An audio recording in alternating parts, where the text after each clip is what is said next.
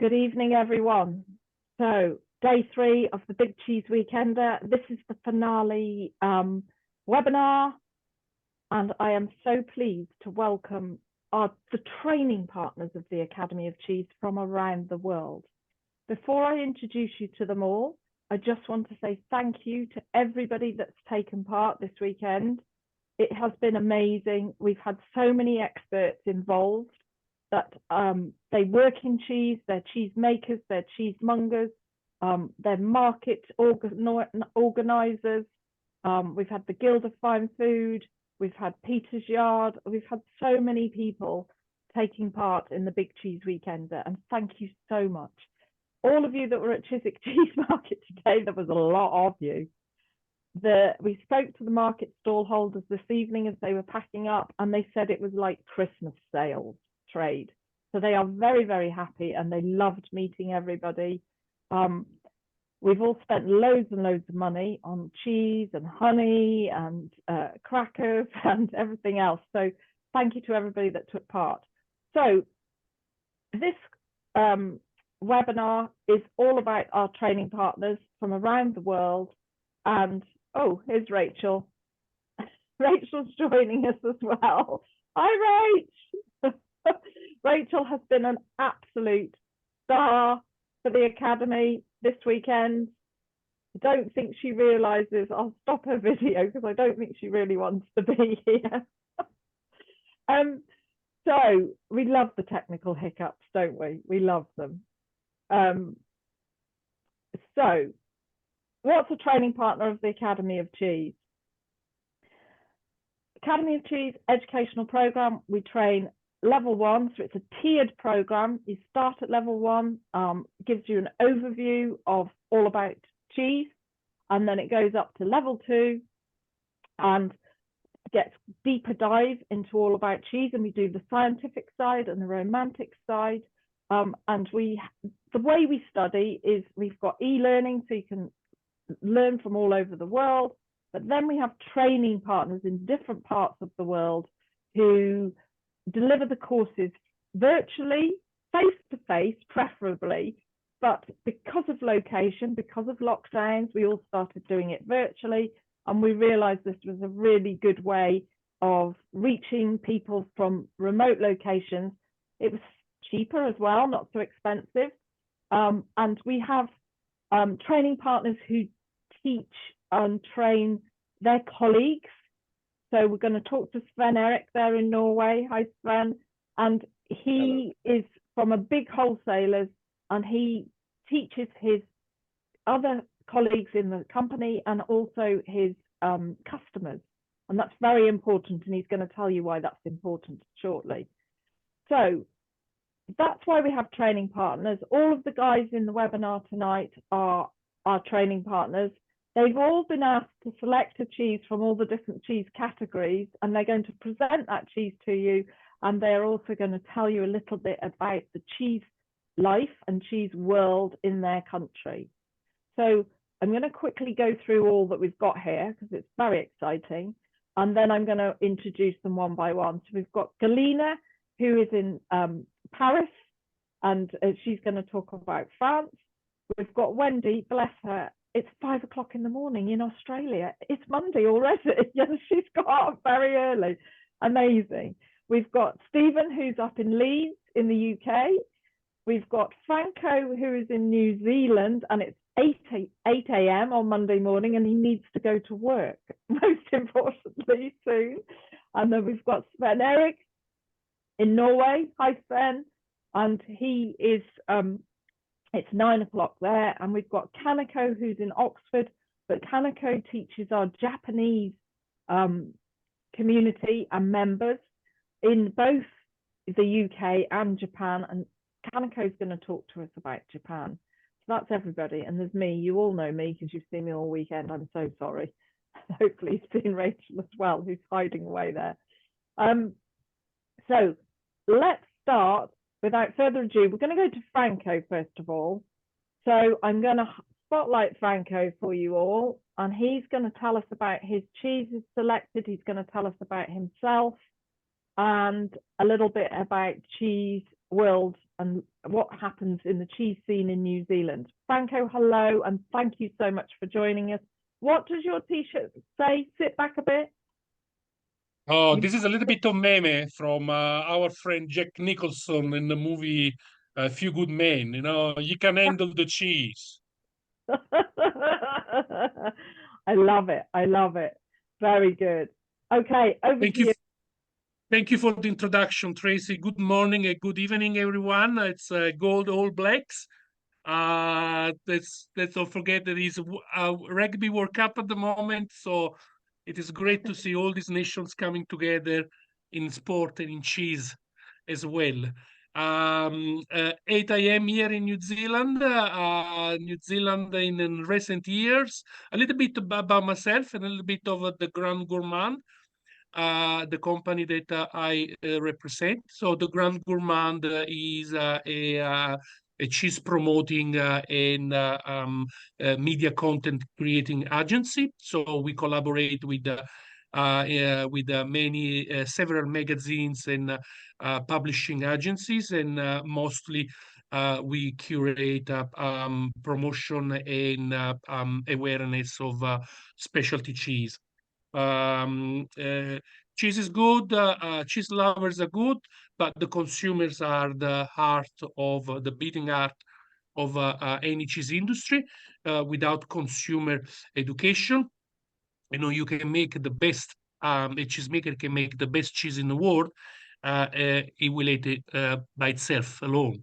We won't be able to tell other people the beauty of his craft.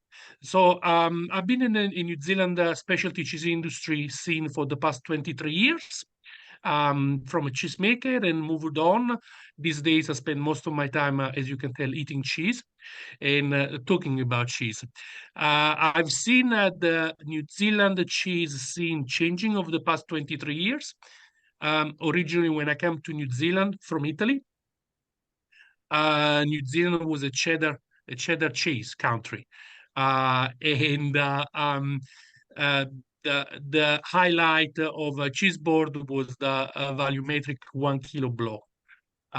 If you want to go fancy, on a Saturday night, you were going to the pub and you were getting some deep fried camembert with some cranberry sauce on the side. From that to forward to nowadays, New Zealand cheese lovers have evolved to the extent that we cannot make enough blue cheeses and lately washed rind cheeses. So there has been an improvement and a development in cheese making styles, cheese making profiles, but also customer education and customer expectation. We make some of the best blue cheese in the world, believe it or not. I'm not saying because I'm here in New Zealand. Most of our cheeses, they do travel overseas. They do participate, enter into international competitions, and we are able every year to rake some several awards, good awards. So that means that we are benchmarking ourselves with the best cheese producers in the world. Our milk, it's a beautiful milk. It's called New Zealand is also called the country of milk and honey. Pretty much you can say that all our milk is organic in New Zealand. I never seen a cow in a barn. They are out there 365 days a year. And that's to me is good enough. When you travel in the country, you see a cow lying down, basking in the sun. You know that one is an happy cow. Happy cow, good milk. And then, of course, you got New Zealand is also a country of immigrants. You have a lot of people coming from Europe, Dutch people, French people, Italian people, bringing their know-how, their experience. So you put a combination of a beautiful milk as basic ingredient and good expertise, put the two things together, and you will end up with some truly amazing cheeses. One of the recent innovation in New Zealand has been dairy milk cheese. So I know that you can pretty much make cheese from all sorts of mammals these days, from camels in Australia to donkey is in Croatia. But you can do it also from dairies, but they are very hard to milk. As you can see, the animals are a little bit sketchy. And it's also a milk that is very hard to work with. And that is made in South Island because, of course, New Zealand, we got three major islands. One is called North Island, the other one is called South Island, and the other one is called Australia. It's a current joke that Wendy would appreciate. So two different geographic scenarios.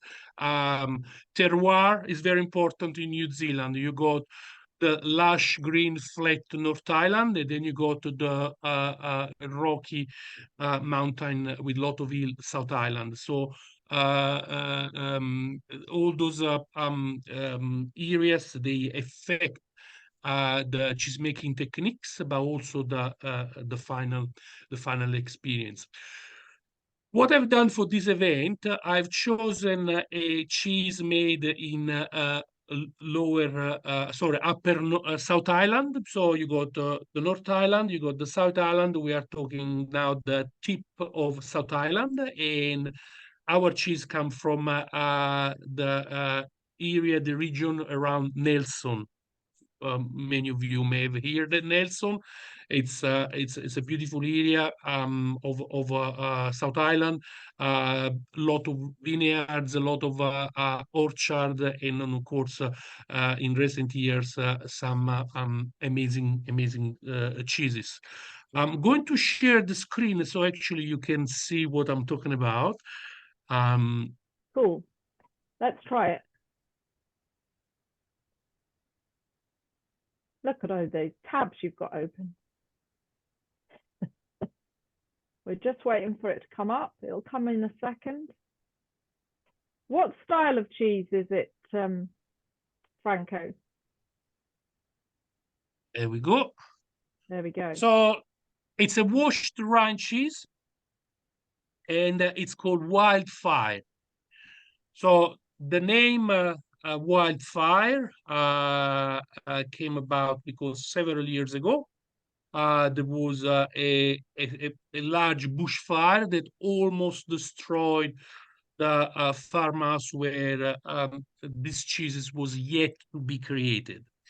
So the cheesemakers from this cheese company called Little River, they dedicated this particular creation to that event. And believe it or not, for some reason, when you have the ability to try this cheese, even without knowing the story about the bushfire, you can actually sense some mineral complex flavors in the background of smokiness. So it makes you realize maybe this cheese was made when there was a bushfire, and that's why it was called Wildfire. It's a reblochon style cheese. So again, there is a European slash French influence in cheese making technique. The interesting feature of this cheese is that it is entirely made with A2 milk. That is another characteristic that is shaping New Zealand specialty cheese industry. More and more consumers are moving towards the consumption of A2 milk. So the A2 milk is a milk which has got a different milk protein, a different casein, and which differs from the everyday milk that we get from common herds. And it's said that A2 milk is actually more gentle on people bodies, and so it is suitable for people that have got are lactose intolerant, or they are somehow affected when they eat dairy food. So entire A2 made with the A2 pasteurized milk. The A2 milk will probably taste the same as the standard milk, so it does not add any particular flavor profile to this cheese. But it is important to also understand that the terroir in this for the making of this cheese also goes all the way back to how the herd of animal, the stock is selected for specific applications. So without further ado, I'm going to, if you want me, I'm going actually to cut the cheese, open the cheese, and I'm going to have what we call here a breakfast for the champion. Washed rind cheese at 8 o'clock in the morning in New Zealand. Go for it. Let's cut it. So if you were having this on your Christmas cheese board, what would you eat it with or drink it with? Yes, so that's what I got. My favorite mug here. That one is a mug specifically designed for enjoying cold apple cider. So apple cider goes extremely well with washed rind cheese. It's the perfect drink. It's one of my favorite, especially on Christmas Day, when you start drinking around 9 o'clock in the morning, and at 9 o'clock at night you are still going. And what it does, it's a very thirst quenching drink. Of course, is a strong cider, so means that it's alcoholic. And of course, it would be very warm in Australia at Christmas, in New Zealand at Christmas.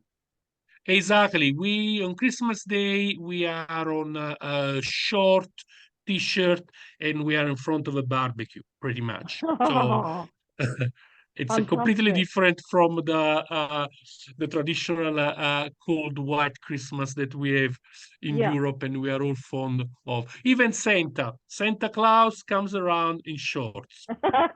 And what style of cheese is this most, would you say, compare it to with one that, you know, a European cheese or a British cheese? What would you say is the closest style? Well, the closest style would be if the style of cheese from France is exported into UK, I would say it would be very similar to a reblochon. Okay. Yes. Cool. So it's got that signature smell. Your neighbor will know that you are that you bought the cheese. The cheese is in your fridge because of the smell. Very pungent. But once, if you don't judge the book by its cover, once you go past the smell and you try the cheese, you will find that it is extremely delicate. It's got some beautiful floral fruits notes in the background. So the smell is just we're running out of time for you, Franco. So if you can cut it open and just show us the inside paste, that would be fantastic. Looks lovely and soft, lovely and gooey.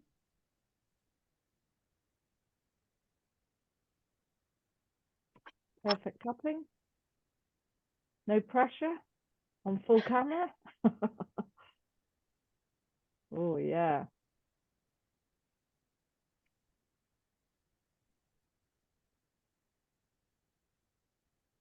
So it is still to the finger is sticky.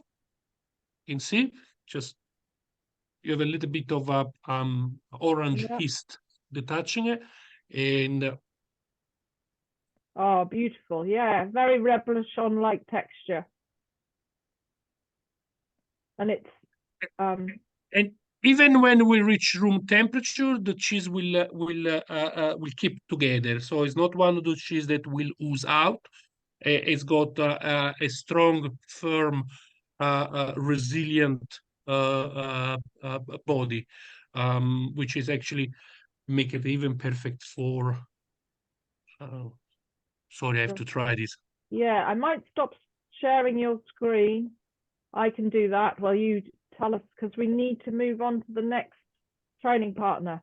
It looks amazing. Keep it there because we might hold them all up at the end. So thank you, Franco. That was a great insight into New Zealand and all about you and that magnificent cheese. So the name of it was Wildfire from Wildfire. Little Okay. River Farm. Wildfire. Okay. Fantastic. Right. We are now going to go to Svein Erik. You're up. And I'm going to put the spotlight on you. Replace spotlight. So Sven, tell us all about yourself and the exciting weeks ahead. Yeah. First of all, thanks for the invite.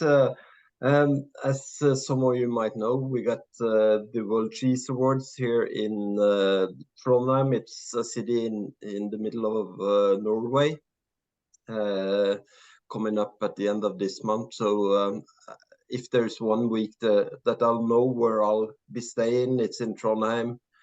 So we're quite looking forward to that, and come and say hello to me if you see me there. I'm going to be in the World Cheese Awards or the event throughout all the opening hours. So I'll be there as a judge on Friday, and you'll see me in the mess hall on Saturday. And Friday the 27th of October, isn't it? And Saturday the 28th is the cheese festival that is open to the public, and it's Trondheim in Norway. So just before we go any further with that, tell us about yourself as a training partner, because you're unique really from the folk that are here tonight, because you work for a very large distributor in Norway. Yeah, so I work for the largest importer of cheese in Norway, and we have a yearly turnover in cheese. It's about 50 million English pounds. Wow. So about 2,500 tons of cheese, I guess it is. And like the Great Britons among us, we would like to sell a lot of Norwegian cheese as well, and we do that as well, but only the artisan cheese made cheeses. So we sell not the volume, but the specialities as well. And most of our cheeses are specialty cheeses throughout Europe. So that's what we do, and half our turnover is yearly turnover is cheese, so it's quite important for us. And I am a training partner. I met Tracy in the World Cheese Awards in Bergen, and we had we spoke a lot in Bergen, and I joined and took my level 1 exam with Charlie Turnbull in England somewhere. I can't remember where it was. Canners in Shropshire. Yeah. My hometown. Yeah. And from there, I took the level 2 course with Patrick McGugan. And just a year after that, I think I talked to Tracy about becoming a training partner, and that's what I do part-time now, or as often as I can. And when I started doing that, it was really important to me that because I'm a head of sales in the retail as well, so it was really important to me that my sales representatives had the knowledge, an extensive knowledge about the cheeses. So I can't teach anything to our customers that our sales representatives doesn't know. So I had to start with my own team, and sort of almost parallel, I started with the head category managers to get a sort of what you call it, a really good connection to what I was teaching when I started teaching our customers. And we actually, as part of a sponsorship to the World Cheese Awards, because my company is a sponsor of the World Cheese Awards, we actually tried to teach as many of the Norwegian judges to the level 1 Academy of Cheese course. So many of them have passed, and it's been a great ride this far. And many of the restaurants and sommeliers in Trondheim and the retailers in Trondheim, you've been working with those as well to get their level 1. So when people come for the World Cheese Awards and into the restaurants and into the retail shops during their stay in Trondheim, because lots of people are coming for longer than the 2 days, you've been those that they've got good knowledge of cheese from the academy. Almost 100 people has gone through the course due to the World Cheese Awards, which I've taught 100 people or almost 100 people. That's fantastic. I mean, I love that attitude of, you know, this amazing thing is happening, the World Cheese Awards, where there's going to be over 4,000 cheeses judged by over 200 experts in cheese. So for you to get the community in Trondheim up to speed around cheese is just fantastic. And you were doing that earlier in the year. So I applaud you and thank you. So any of us going to Norway, we're all going to be going in and testing them. Yeah, and I've told my sales reps that they have to speed up on their English, because many people know and will ask. So you have to be on your toes that weekend. So your English is very good. So tell us about your cheese you've selected, because we need to stay on schedule. Can you see this? This is the Norwegian winner from 2016. It's a blue cheese, natural rind, sort of not really soft, but it's quite firm. You can't really squeeze it in. It's a blue cheese, and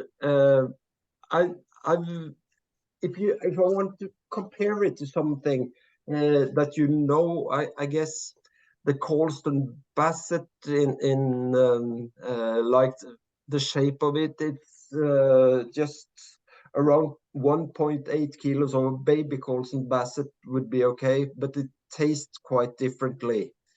So, but it's I can't cut it for you as we speak, but as you all know, this is a cheese which I bought it actually in our biggest customers, one of our biggest customer stores, and it's like 79 pounds per kilo.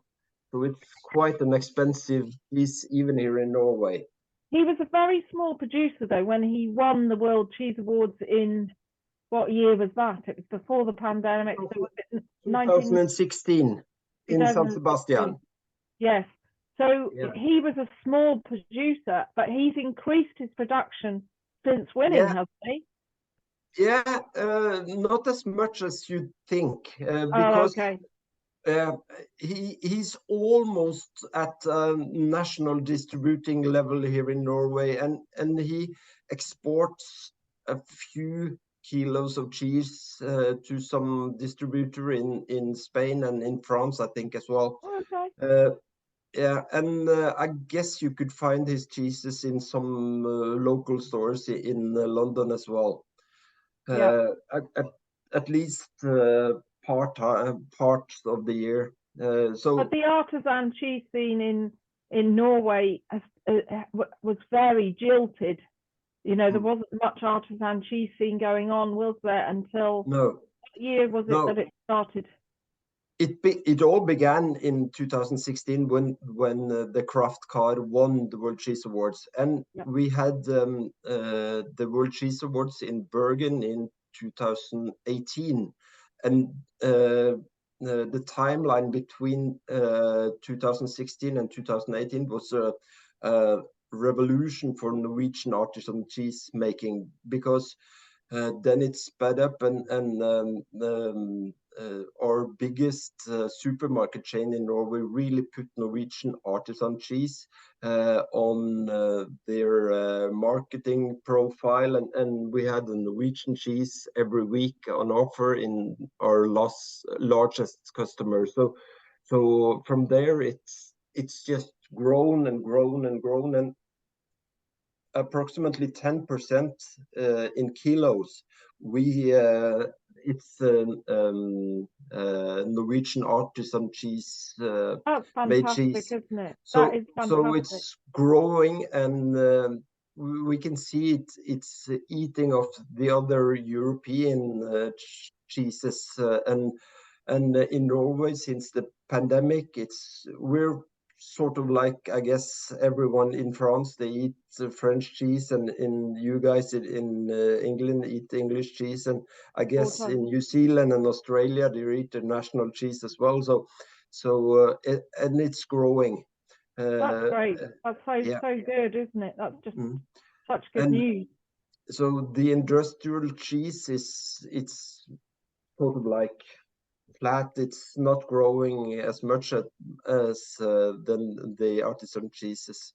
So I'm really looking forward to some of the sculptured brown cheeses again. Yeah. They're just amazing. The artwork of these cheeses. We need to do another webinar around that after the World Cheese Awards. I'll introduce you to the cheesemaker, which made that special cheese. The fantastic one. She's an amazing woman. Well, thank you, Sven. I think it's a very fine blue cheese to have on our Christmas cheese board. It really is. It won the World Cheese Awards, that supreme champion. So it wasn't just first, second, or third. It actually won it. So thank you very much for your insights. I think we're going to go to Wendy. Bless her, because it's now 5:30 and you must be so tired. And I'm going to replace the spotlight. So Wendy, hi. Good morning. Sorry, this feels a bit like Eurovision. Hello, everyone. Good morning from Brisbane. Thank you for organising an amazing big cheese weekend. You don't want to hear me sing. You really don't. Oh, there's a lot to say. You're actually in your store. Yeah, so I guess I'm Wendy Downes. I'm a affineur and cheesemonger, and my business is called the Cheeseboard. And we started our business with just Australian cheeses, and we've managed to maintain that, which is quite a hard sell in Australia. Our biggest competitor to our artisan Australian cheese is industrial European cheese. People will still think an industrial Dauphinois is better than an artisan organic white mold, even though we are getting better and better with time with our cheese making. So it's like I said, our artisan cheese industry, I guess, like Franco said, is pretty fledgling. I guess it is kind of exciting. I guess, believe it or not, Australians are getting a little bit more sophisticated in what they like to eat and drink. People are traveling more, they're trying cheeses overseas, and then they're coming home and saying, oh, I really love that cheese, and they're hunting it out a bit. So usually they come to us and they say, oh, I tried Manchego, I love Manchego. So the job for our team is to find an Australian cheese that has a similar flavour profile, but is uniquely Australian, that meets their expectations. That's fantastic. And do you have lots of sheep's milk cheeses? We do. I mean, I guess a few things that you're asking about, things that have changed over the past few years. And in the past 2 years, the biggest change I've seen is the change in our milks. So there's two things that are happening. The first thing is that Australia has been basically, the dairy industry has been based on the liquid milk market, so volume rather than protein or nutritional value.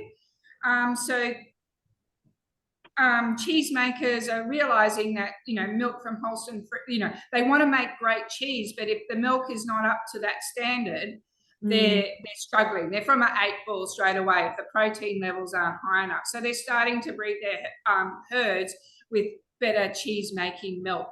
Okay. The other thing is more and more people are starting to build herds of sheep and goats. And as a lot of my European friends says, how can you have so many sheep and so little used milk cheese? Yeah. But it is getting there. I think there's still, it's still a very, very small percentage of the market. We have some lovely, there are some really amazing award winner sheep's milk cheeses being produced in Australia.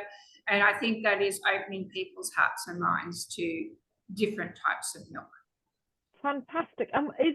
What's the cheese you're championing for the cheeseboard then? So today I've got love it. a lovely little cheese called La Sriracha.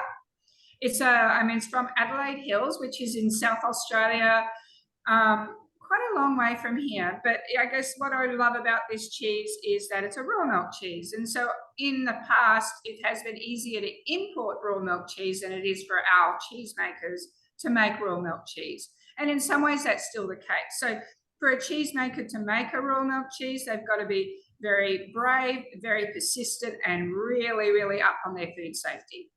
So and you're only allowed to sell raw milk cheeses over a certain age, aren't you? That they've been matured, or is that now slightly? Yeah. Well, yes, except for Roquefort. So Roquefort somehow gets through, so we can sell Roquefort, but that's the only soft-ish raw milk cheese we can sell. So generally, our raw milk cheese has to be matured for at least 60 days. Right. So 3 months.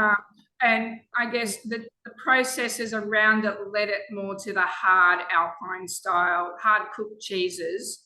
So yeah, most of our raw milk cheeses are hard cooked cheeses because they're the ones that easily meet the food safety requirements, because the cheese making process is pretty close to the food safety requirements. Cool. So this one is called La Sriracha. Like I said, it's not the only raw milk cheese. I guess the first raw milk cheese in Australia that was sort of, breaking barriers was C2, which is done by, Nick Haddo and Bruny Island Cheese.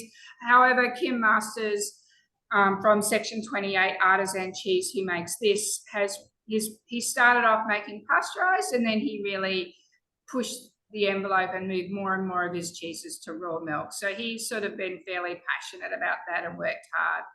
This lovely little cheese is, I guess, it's not particularly brash is what I love about it. So it's a very approachable cheese. As you can see, it's got this lovely creamy paste. I guess this cheese is 8 months old. We usually get it at 4 to 6 months from the cheesemaker, and then we often stash it up to another 6. It definitely gets more complex in our maturation caves, and we turn it twice a week and rub it and wash it when it needs it. And so this cheese definitely benefits. So the cheesemaker would call this a vecchio or a mature cheese as it gets to the year stage, but we do that in-house. Wow. I didn't realise you did a little bit of affinage in-house as well. No wonder you're so busy. Yeah, no, the affinage is what was, I guess, the main part of the builds. When we started in Australia, there was very little hard cheeses, and simply there's 2 reasons why Australian cheesemakers don't make hard cheese. One is because it's part of the education process. Australians love their soft cheeses. It's easy, but it's also quick turnover. It's an easier sell as a soft cheese. The second reason is if you're making a hard cheese, your capital is locked up for 6 months, 8 months, a year. And for a small cheesemaker, that's really, really hard. So we have a few cheesemakers that we work with, tiny cheesemakers that have, say, like 20 to 40 animals. We'll just take every time they make a hard cheese, we'll just take their entire batch. Fantastic. Wow, what a champion. I've just realised I've just seen your blouse that you've got on, your shirt has got Oh, well, it's Santa on a surfboard. That's brilliant. Wow. Yeah. I love it. Happy Christmas. Yeah, we're getting at the Christmas theme, and as Franco said, Christmas Day is fairly hot, and we eat our cheese sort of after Christmas lunch, sort of between the snooze and the cricket game. And so what would you enjoy this with on Christmas Day, Wendy? What would be your favourite? What would be your recommendation? Really lovely with a crisp sort of semi-aromatic white wine. And so with this one particularly, I'm doing the what grows together goes together pairing. So the Adelaide Hills is a really amazing wine area as well. So I would pair it with this little one, which is a natural made. It's called Carte Blanche from BK Wines. It's I guess it's a white Burgundy style. So it's a blend of grapes that creates a sort of dry, crisp feeling. But to be honest, this cheese is super booze friendly. Goes really well with rosé. Goes really well with any sort of aromatic crisp whites, even Chardonnay, and sometimes in summer chilled reds. So superb for Christmas Day then. Yeah. The other great thing about it is it's one of the rare cheeses that you can leave out and it doesn't ooze or sweat. So in Australia, particularly here in Brisbane, it will probably be about 35 degrees and about 90% humidity. Well, I'm exaggerating, but in the 80s in humidity. Usually Christmas Day is the hot, humid day, and after Boxing Day it rains. That's how hot it is. And this cheese, really, really, like a lot of people say, oh, should I bring my cheese out, half an hour before we eat it? Not in summer in Brisbane. So this is a lovely cheese that will stand up to that heat. That's fantastic. Well, that sounds amazing. And I thank you so much for joining us at this ridiculous hour for you. I really hope you get an afternoon nap or you can go back to bed now. Oh, no, thank you, Wendy. It's really interesting. Your knowledge is superb, and you're quite a new training partner for the Academy. So you've done your first classes, and you're training consumers and your staff and local cheese lovers, yes? And chefs. And chefs, okay, cool. That's brilliant. Well, keep up the good work there in Australia. It's amazing. We love you and the fact you've got this lovely shop. Now I know you have affinage as well. So thank you again for joining us. We're gonna go now. Let's go to Stephen, please, up in Leeds. Thanks, Wendy. Do disappear, Wendy, if you want to. We fully understand if you want to go now. Seriously. Hi, Stephen. Hi, nice Tracy. To see you up there in Leeds. Tell us all about George and Joseph and your wonderful cheesemongers up there. Yeah, of course. Yeah. So, I'm the owner at George and Joseph Cheesemongers, and we've been in business for about 12 years or so now. I say to people, this is my midlife crisis. Instead of buying a motorbike, I decided to jump out of a career in IT and start a cheesemongers business instead. And much wiser. Yeah, much wiser, much more fun. And it's been great fun. It's been a great journey for the past 12 years or so. Learning, we've sort of started focusing on Yorkshire and UK produced cheeses.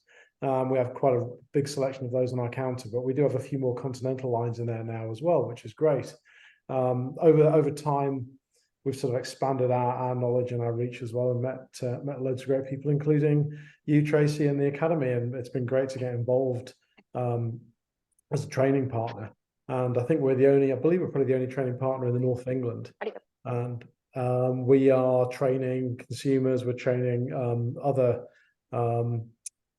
food businesses, chefs and restaurants are sending people to us for level 1 teaching as well. We've enjoyed doing that online as well as in person. We had a couple of courses running where we had people coming in from Canada for level 1, which was great fun. It's a really enhanced experience, which is really good stuff. So yeah, we're all about sort of spreading the love and the knowledge of cheese, and doing that with the Academy just really helps. It's a great thing to be doing, and it's wonderful that it exists. Thank you. And thank you for all your training that you do.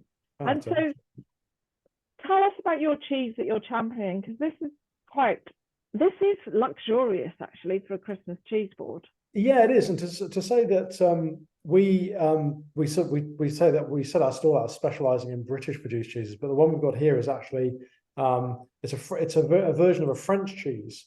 We've taken a French, let's see that. Oh, there we go. So we've taken a Délice de Bourgogne. The background is just playing up there, but we've infused this with wild garlic and mascarpone. And actually, this is a really nice expression of us as a business, because one of our team, Emmanuelle, is from France, and she has brought, as well as her cheesemongering skills into the business, that she's brought in a bit of a love to head in the direction of a bit more affinage and a bit more kind of like tinkering with cheese to make some more interesting flavor combinations. And we put this cheese in earlier this year when the wild garlic season came along, and it's been an absolute hit with our customers. And certainly we think as a Christmas cheese, this is very decadent and rich and would go, amazing on a Christmas cheese board. And it's a great talking point as well. We found, because it's something a bit unusual, that people go for that because it's something that they want to put on a cheese board to impress their friends and family with. And it tastes amazing as well. The lovely thing with it is the balance is there, so that the garlic doesn't overpower the triple cream nature of the cheese. So yeah, it's beautiful on its own. You might want to pair it with some chopped almonds or a bit of honey on there as well, would make an absolute wonderful pairing with that too.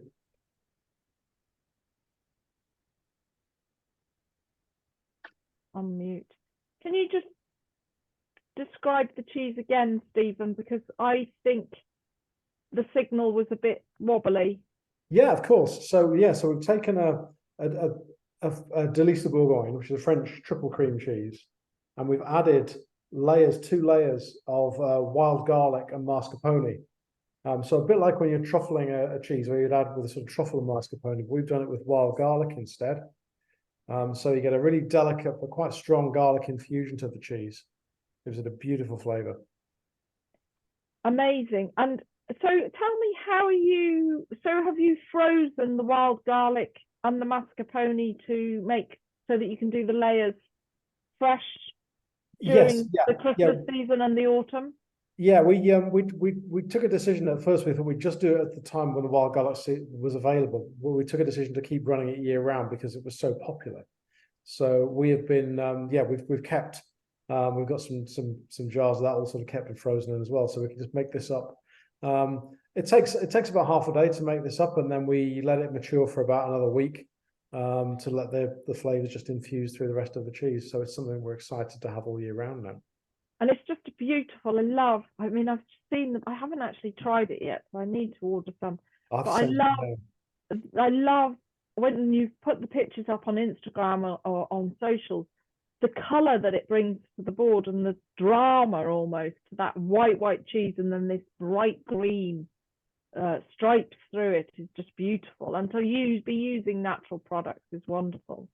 So well done you. I think what would you have with it then? Oh, you said with maybe some honey and nuts, or honey and almonds go really nicely with this as well. So that's very rich and decadent, perfect for a Christmas cheese board.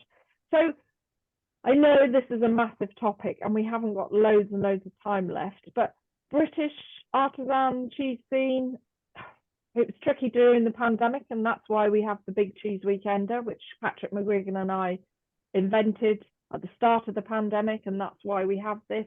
A lot of the cheesemakers are now, recovered. Obviously, the ones that are sustainably farming are doing really, really well because they haven't got those massive electricity bills. There's a lot of electricity and water involved in cheese making. But what's your kind of view from up there in Leeds of the cheese scene? Because you've got quite a few new cheesemakers up in the north, haven't you?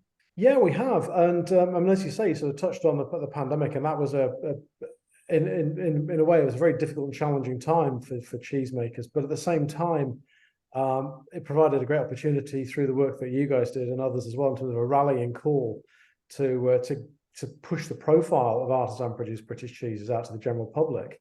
And I feel that from where we are, that's continued post-pandemic. And yeah, the emergence of lots of new cheeses just keeps on coming. I mean, we know there were some that were born of lockdown from producers who were making only a soft cheese, thinking, well, we need to expand into a hard cheese for a bit more resilience, which was great. But yeah, since we've got sort of several new cheeses that are new on our counter this year, people seem to be getting into cheese making, which is great. The sustainability point as well, yeah, that's really important. Our customers are looking for sustainable products across the board. And the fact that more of these cheesemakers are going down that sustainable route just ticks lots of boxes. Yeah, it ticks the boxes for them. I don't know if I didn't see the Paxton Whitfield presentation, and I'm going to watch the recording, but they were showcasing that on day one, or I think day one of the Big Cheese Weekender, and it's crucial that we move that route. And I don't know how much of that is happening around the world, but obviously the wind turbines, solar panels, all of that is becoming more and more crucial. Absolutely. I mean, it helps with that whole sort of argument around sustainability, and cheese and dairy production can have quite a bad press at times. Yeah. But I think it's a far more complicated and nuanced argument, especially when you start to look at sustainability and good animal husbandry and things like that. Yeah. Then yeah, and getting those stories out there as well, isn't it? So what's your favourite new cheese this year? We're in October already. Because presumably, if anything, like when I was a cheesemonger, people used to bring us things and say, "Oh, can you try that? What do you think of it? What's your one? What's your favourite?" Oh, well, you can't have a favourite. That's like asking which is your favourite child. Sorry. Yeah, you can't have a favourite, but actually secretly you do. But no, I'm biased. The cheese we've got here, I know it's not a new cheese. We love this one. There've been a couple of really good new bries being produced in Yorkshire actually this year. There's one called East Barnbury, which is really lovely. And the guy that's making that, lovely story. He started off with the milk from a single cow. Wow. That his neighbours had. So he was bringing us pretty much his entire production, which was 1 3-kilo brie about once a fortnight. He would bring us through what he got. He's changed now, but that for me that just sums it up. I hope he was selling that for £100 a kilo. At least. A very exclusive cheese. Yeah, brilliant. He's changed gears now, which is great because it's given him a chance to get some confidence in his production. But I love those kind of stories from these small starting points. Well, and you sold the cheese for him that's helped him grow, so that's fantastic. Absolutely, yeah. Brilliant. Well, thank you for joining us from Leeds.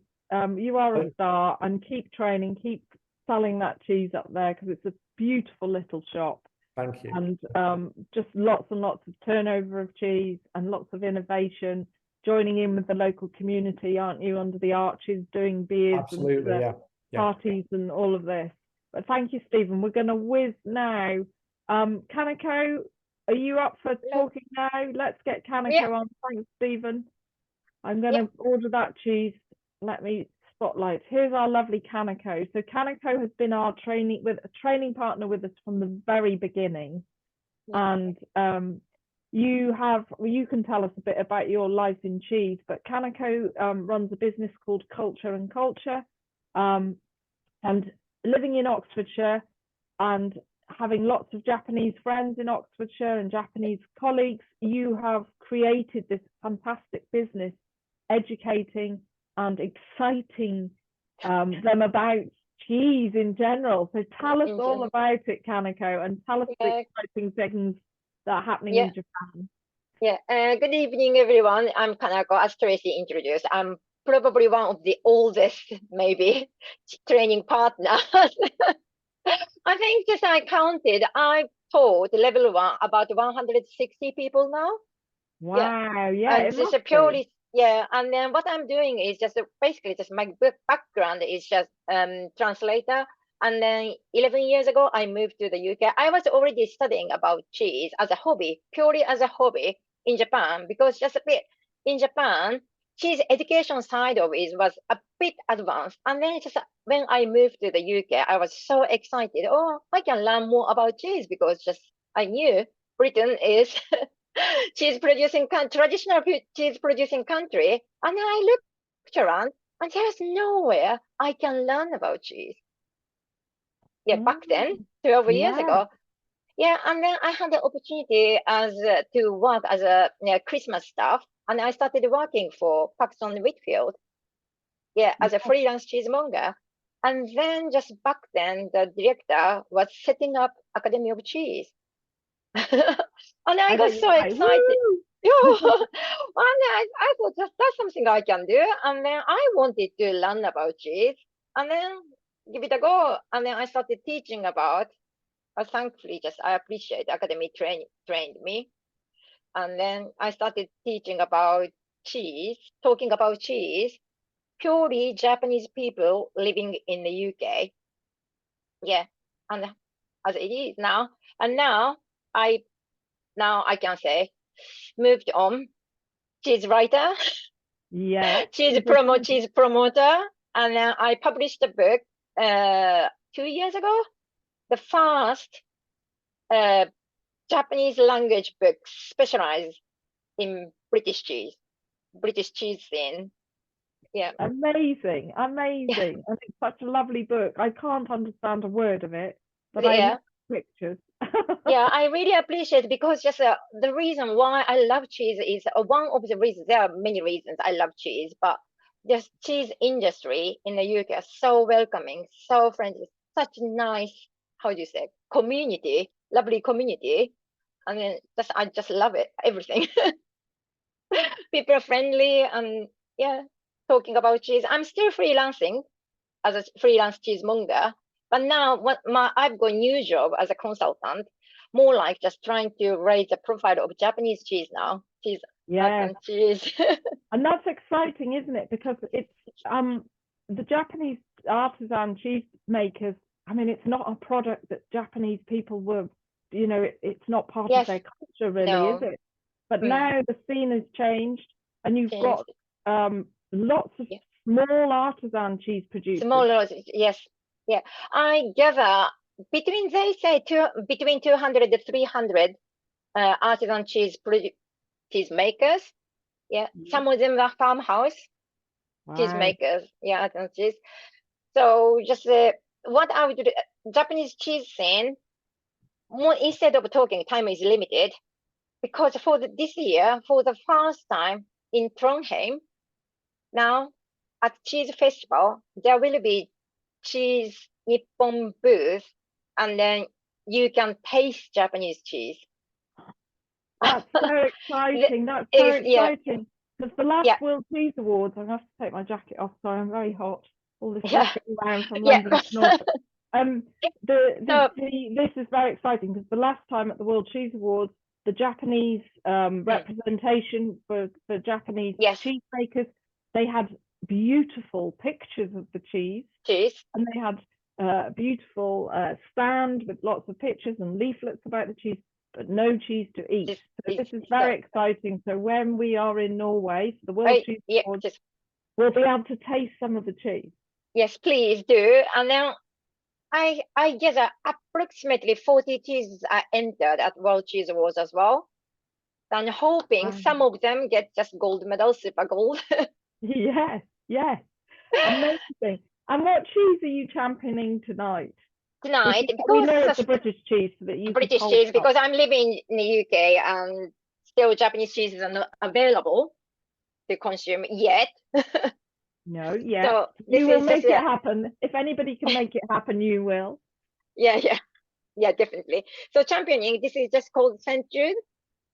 A wonderful cheese. This beautiful cheese. The reason for that, most of people know, this is lactic, as you can see, lactic set cheese. Yep, but it's made from raw milk. The reason why I'm championing this cheese is purely made from raw milk and reflecting season, and then it's inspired with St. Jude is created with the inspiration of French cheese called Saint-Maixent. Yeah, but even just it looks so different now. It's such a unique cheese, special cheese. I can't think of anything like this, just other than just St. Jude. I can't think of similar cheese at all. Maybe just St. Jude. Unique. It's Julie Cheney makes the cheese, doesn't she? In Yeah, Suffolk Norfolk border. Both small scale. Another lady who gets up in the middle of the night to turn the cheese and salt the cheeses and all different sorts of things, doesn't she? Lactic cheese. And then the reason why I like it is, of course, just it's always delicious. And then every time I eat this cheese, tastes different.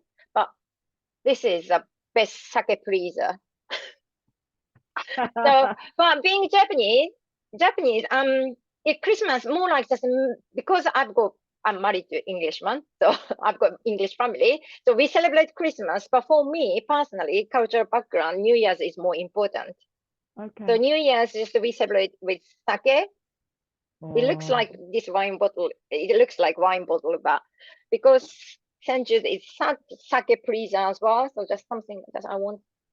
It's really creamy when it's matured, and then sake is always slightly, how do you say, sweet.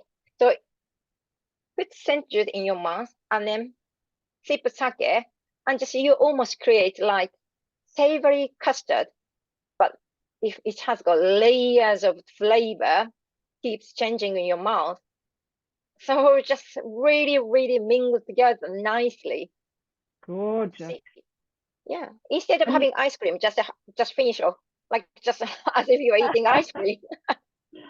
I love it. I love it. And the picture behind you is the Japanese countryside. No, sorry, this is French. Okay. It's I think it's somewhere in Bordeaux, because just That's I like a really sunshine. nice lead to Galina now, who is in Paris. So, yes. You do amazing work for the Academy, Kanako, and you do amazing thank you. work. You do Thank amazing you, organizer, work for this opportunity. Yeah. Kanako, when she takes her Japanese friends and her customers, she takes them to the different stores, and they do private tastings, and you really, really get involved, and you do a wonderful webinar around the history of Great Britain through cheese, which is really interesting for people who are living here, maybe only living here for a year while their husbands are working. 2-3 years. I mean, just they are all just, it shows you just Japanese people really, really interested in cheese, and they want to learn about cheese. And it tells us a lot about the history of the country that the cheese is coming from. So you really champion that. I'm so excited to see you in Norway in a couple of weeks. Yes, see you in Norway, everyone. Yes. So thank you ever so much for coming to this evening as well. I'm going to jump to Galina because we're getting really running out of time, and Galina has got the whole of France to cover. But thank you, Kanako. Wonderful. Yeah, thank you for having me. Pleasure. Galina, hello, good evening. Hi. How are you? Hi, everyone. First of all, I wanted to say thanks to everyone who participated before me.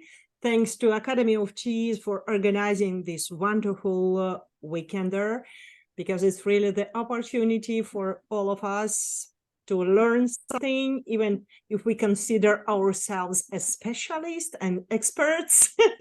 The world of cheese is so huge and so different, and so many regions, so many countries, so many specialties exist that the life is not enough to learn it all. So even for us, we learn all the time. So thanks to all the colleagues from all around the world. I know, it's for sharing. Yeah. Yeah, thank you. As for me, I'll try to make it short, maybe 30-40 minutes about myself, as everyone before me. But really, my story is not unique, because cheesemonger and being a cheese specialist, working with cheese is not my first work, because I spent many years as a computer science specialist and mathematician, and like some of us, again, being in the middle of, this crisis of middle age, it captured me, and I tried to find something new for myself, some new passion. And since I was always excited, and I was always very curious about the history and geography of gastronomy, so I started it like this. It was a general learning, and just by chance, I found a course at the University of Tours. It's in Loire region here in France. And it was a course which was dedicated to cheese history in France. And I said to myself, oh, why not? I had some time. I had some money to spend. And I took this course and I wrote a diploma about the history of cheese in Western Europe. And I liked it so much, the subject itself and the world that I discovered. I'm quite agree with my colleagues. The world of cheese is so welcoming, and I was really shocked, and I loved it. It was a love from the first sight, and then I decided to continue. I made another school here in France where I'm now working as a teacher. Then I opened my cheese shop. It was cheese shop and cheese bar. So I worked as a cheesemonger. And since 2-3 years now, I'm working as an independent teacher. I give offline courses at my school here in Paris. We are preparing something about 100 future cheesemongers by year. It's really very popular. And at the same time, I'm working with students all around the world, thanks to Academy of Cheese. So that's what I do. I was quite short, I hope. And now the cheese. Let's pass to the best part of the evening, because the subject of this reunion, it was the Christmas board. And when you speak about the French version of cheese. Galina has dropped off. Oh no. We're trying to get Galina back. I think her signal is bad, because was everybody else getting that Galina was frozen? Was Galina frozen for you guys? Oh yes, Kate is saying in the chat, yes. Okay, so hopefully we can get her back. Let me see. She's not here, is she? Bless her. And she was going great guns. Have I got her in my phone? Kanako, tell us a little bit more about why you're excited to go to Norway while I try and get Galina back. Yeah, I guess to Norway. This time around, I'm helping a bit of just the Japanese community, Japanese cheese community. Obviously as an interpreter and translator, but also this year for the first time, it's just listed at level 3. It's a bit of a secret, but just I can tell now.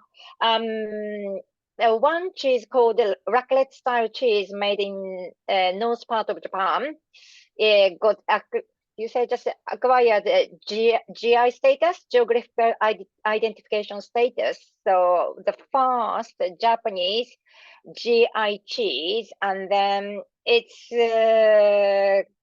going to Norway, and then lots of people can taste it.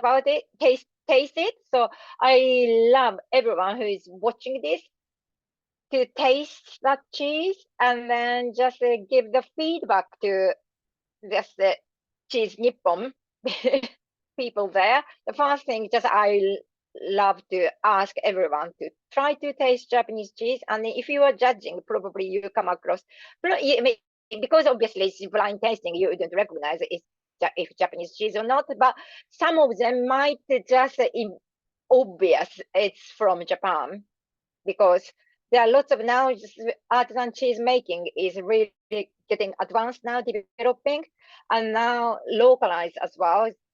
And when it started, it's more like, as you do, more like just trying to copy mainly French cheese. But now, just they started using local cuisine, like just maybe Italians do, putting saffron in a pecorino, or putting just putting truffle or some sort of just umbriaco, just drunken cheese. And then Japanese people, Japanese artisan cheese makers started doing that as well to just show Japaneseness as well. Those cheese will be just obvious they are made in Japan. Yeah. So other than that, more like just I would like to ask you guys if you want to know about Japanese cheese. Oh, Galina is back. You're back. Hooray. Yes, good. Yes, I started talking about Japanese cheese now. Kanako filled for you, so thank you, Kanako. That was Yeah, so wonderful. just yeah. So I'm more like just if people can tell, just you can tell me about what you think taste Japanese cheese in Norway if you are going to Norway, and then just let me know what do you think. Yeah. Okay, we'll make sure everybody does that for you, Kanako. Yeah. Brilliant. Yeah. So Galina, we got as far as you were just about to start talking about your cheese. Yes, as for me, I don't know where it stopped. I think you saw both my cheeses. I just wanted to add 2 words. No, we didn't see the cheeses. So it stopped way before then. Okay. You were just about to hold them up and tell us what they were. So please go ahead.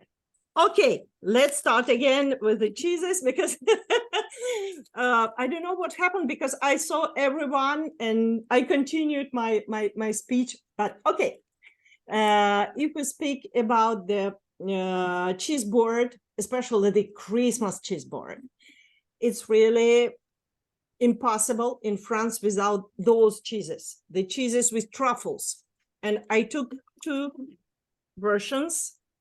I took Brie de Meaux, Brie, which comes from Paris region. And this one, the one I have, it's a farmer's cheese. It comes from the farm of Rothschild. So they use only their own milk to produce this brie. It's really classical, traditional brie, as it should be. Creamy, soft, rich. It smells a little bit earthy, mushroomy, this wet forest, really beautiful cheese itself. And when you add a little bit of truffle, it's a real black truffle, French one, little pieces of mushrooms. It even adds a little bit of this earthy, garlicky side to the cheese. So brie with truffles, it's really very complex, very rich, really something special. It's very celebratory for Christmas, isn't it? Yes, it's really here in France you find it mostly for the Christmas time. It's really speciality of Christmas. And the second version, maybe a little bit, now it's really quite popular also here in France. It's Brie à Savarin, triple cream cheese, also truffled, you see. There is a little layer inside. This one is a little bit creamier, a little bit, because it's a triple cream cheese. So it's much more buttery, softer in taste. The rind is a little bit thinner, not that rich in flavor as Brie de Meaux is. Brie de Meaux, it's a raw milk cheese, so it adds a little bit of this complexity. Brie à Savarin, it's a pasteurized milk cheese, but both of them are very popular, so the cheese board should have one of those. And to accompany this cheese board is, for me, the perfect combination with truffle cheeses, especially soft cheeses with bloomy rind. It's any wine with bubbles, champagne, especially if we speak about the Christmas time. Or if you want to make your budget suffer a little bit less, you can find maybe Les Créments, the bubble cheeses from Burgundy, from Alsace, from the south of France, or maybe your local wines. Really, bubbles goes very well with those cheeses. Your guests would appreciate. That's what I have to say. That's it. That sounds amazing. So our cheese board, interestingly enough, our cheese board has these additive cheeses. So these cheeses that have got these beautiful layers through them. We've got the hard cheese from Wendy. We've got the very soft lactic cheese from Kanako, the blue from Svein Erik, and Stephen had his additive cheese, and we had the washed rind cheese from Franco in New Zealand. I think Franco's left, hasn't he? I think he left a while back, yes. So thank you all for joining us all the way around the world. Amazing. I think this cheese board is just superb anyway. And do you know what would be the best thing? If we could all get together and share it on Christmas Day. But I'm not going to make you do that. I know. Christmas Day will be Boxing Day for Wendy and Franco, and they'll probably be relaxing, hopefully, at home. And the doors of the cheese shop closed, hey, Wendy, and your feet up. If you're anything like me, on Boxing Day, I used to collapse in a heap. Yeah, we call it Cheesemas, and then we have Christmas. Yes. And Cheesemas is pretty frantic. I bet. So, Galina, thank you. I'm sorry you got cut off, but we got you back, so that's amazing. Thank you to everybody tonight. Thank you to everybody who participated in the Big Cheese Weekender. And that is where I am going to say good night and finish my beer and go to bed. Thank you, Tracy, thank for you organizing. So much, everyone. Thank Take you. care, That's amazing. Thank you, and see you in Norway. See you in Norway. Yes. Yeah.